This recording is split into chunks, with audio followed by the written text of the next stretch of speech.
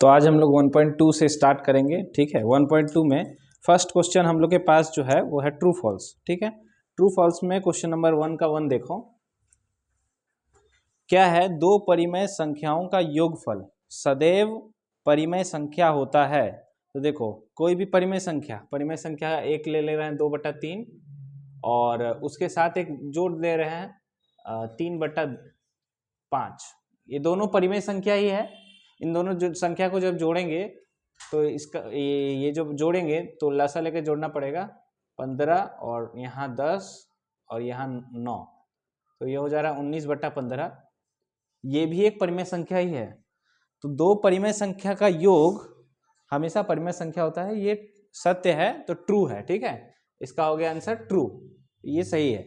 Number 2 है दो परिमेय संख्या का योग सदैव अपरिमेय संख्या होता है। तो देखो, अभी हम लोग किए कि दो परिमेय संख्या का योग हमेशा परिमेय संख्या होता है, तो अपरिमेय संख्या होता नहीं है, तो ये सीधा सीधी हम लोग लिख देंगे फॉल्स, गलत है।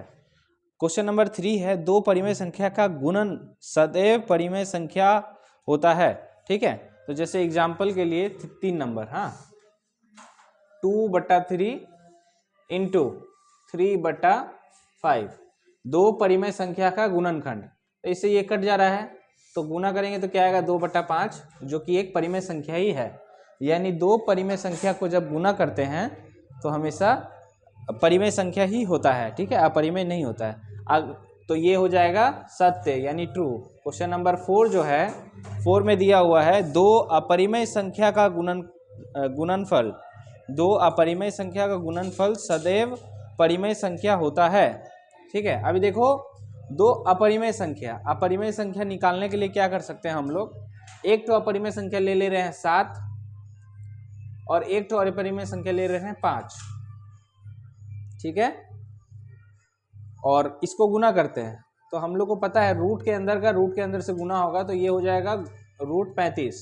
ठीक है, तो ये जो है ये अपरिमेय ही है। ठीक है, अच्छा, इस पे और एक एग्जांपल हम लोग ले सकते हैं। जैसे मान लो एक √7 है जो अपरिमेय संख्या है, और एक ले रहे हैं √7, दोनों अपरिमेय संख्या ही है। जब इन दोनों को गुना करेंगे तो कितना आएगा? √49, और इसका जब हम एलसीएम लेके चेक करेंगे तो 7 से 7 बार में, यानी ये जब होगा 49 को कैसे लिख सकते हैं? 7 × 7।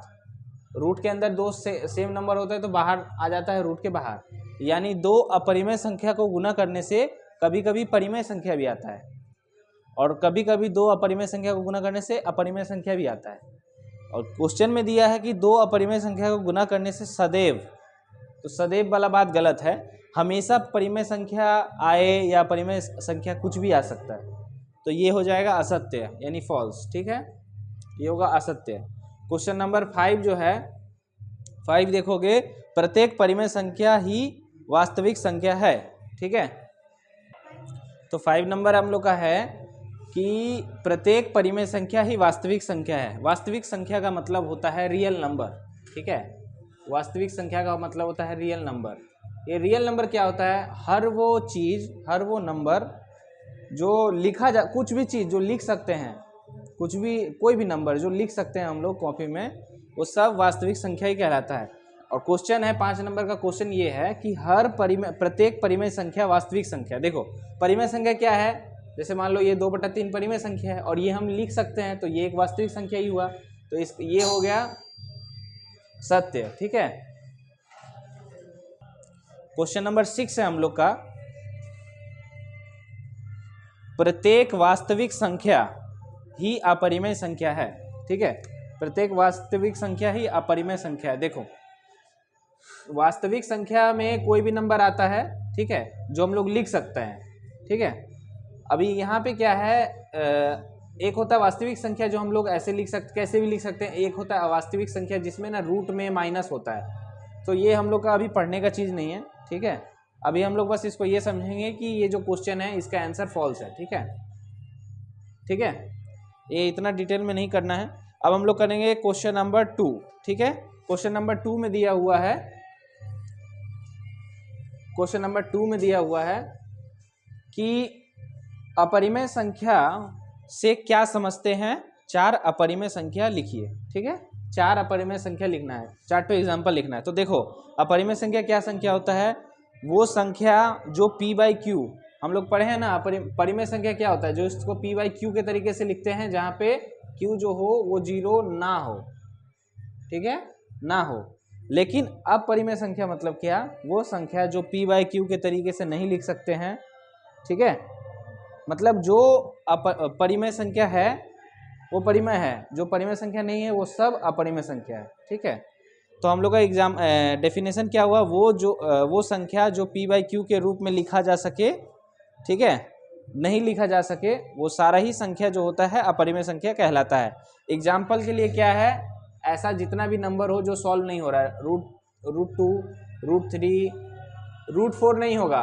ठीक है, रूट 5 होगा, रूट 6 होगा, रूट 7 होगा, रूट 8 होगा। ठीक है, रूट 9 नहीं होगा, क्योंकि रूट 9 जो होता है वो 3 बन जाता है बाद में। ठीक है, तो ये सब अपरिमेय संख्या का एग्जाम्पल है। ठीक है, और भी एग्जाम्पल ले सकते हैं, जैसे रूट में 3/2, ठीक है, रूट में 11/5, कुछ भी जो सॉल्व नहीं होगा सब अपरिमेय संख्या कहलाता है। अपरिमेय संख्या का मतलब वो संख्या जो p/q के तरीके से ना लिख सके। ठीक है, अच्छा अब नेक्स्ट है क्वेश्चन नंबर 3। अच्छा, इस क्वेश्चन में क्वेश्चन नंबर 3 में बोल रहा है कि निम्नलिखित में से कौन सा परिमेय संख्या है, इसको चुन के लिखना है। तो देखो परिमेय संख्या मतलब क्या, जो सॉल्व हो पा रहा है। 9 को अगर सॉल्व करोगे, ठीक है, 9 का अगर एलसीएम लोगे तो आएगा 3 × 3, जिसको सॉल्व करेंगे हम लोग को पता है 2 नंबर अगर सेम नंबर हो तो वो रूट के बाहर आ जाता है, तो इसका आंसर आएगा 3।